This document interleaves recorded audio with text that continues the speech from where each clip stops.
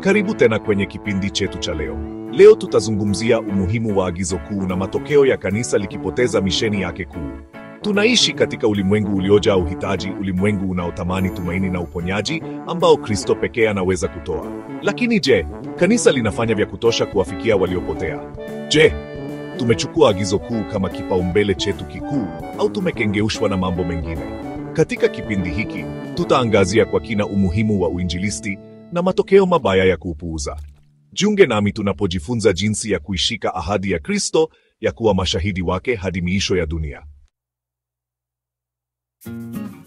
Ndugu zangu, tunapaswa kujiuliza, je, mioyo yetu bado inawaka kwa ajili ya kuwafikia waliopotea? Au tumekuwa kama taa iliyozimika, isiyowaka tena kwa moto wa Roho Mtakatifu? Tunapoanza kujihusisha zaidi na shughuli zetu wenyewe na faraja zetu wenyewe, tunasahau kusudi la kweli la kanisa. Warumi sura ya 10, aya ya 14 hadi 15 inatuambia, watamwaminiaje yeye wasiyemsikia? Tena watamsikiaje pasipo mhubiri? Tena watahubirije ikiwa hawakupelekwa? Tunawajibu, marafiki zangu, kupeleka ujumbe wa Injili kwa wote. Tusiruhusu moto wa uinjilisti uzimike ndani yetu.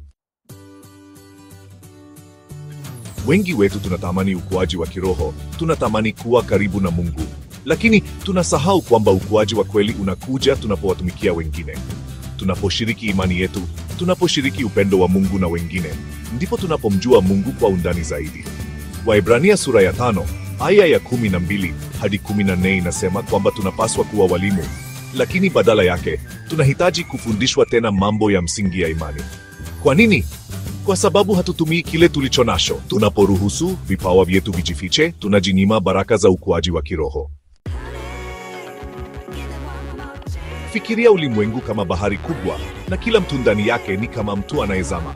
Sisi kama kanisa tumepewa mashua ya wokovu, mashua ambayo inaweza kuwakomboa watu kutoka katika dhoruba ya dhambi na kuwaongoza kwenye bandari ya amani. Lakini je, tunafanya nini? Tunabaki ufukweni, tunaangalia tu wakati watu wanapambana na mawimbi. Ezekieli sura ya 3, aya ya 18 inatuonya kwamba kama hatutimizi wajibu wetu wa kuwaonya watu kuhusu dhambi zao, damu yao itakuwa mikononi mwetu. Tuna wajibu wa kuwa sauti ya tumaini katika ulimwengu huu uliojaa giza. Kanisa lenye afya ni kanisa linalokuwa, kanisa linalozidisha wanafunzi wapya wa Kristo. Lakini ukuaji huu hautokei kwa bahati mbaya. Tunahitaji kuwa na bidii katika kuwafundisha wengine, kuwaandaa kwa ajili ya kazi ya huduma.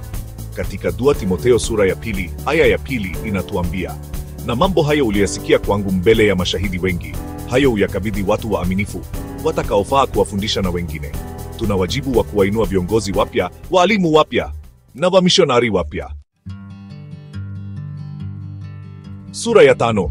Mungu anataka kubariki kanisa lake, anataka kutupatia kila kitu tunachohitaji ili kutimiza kusudi lake.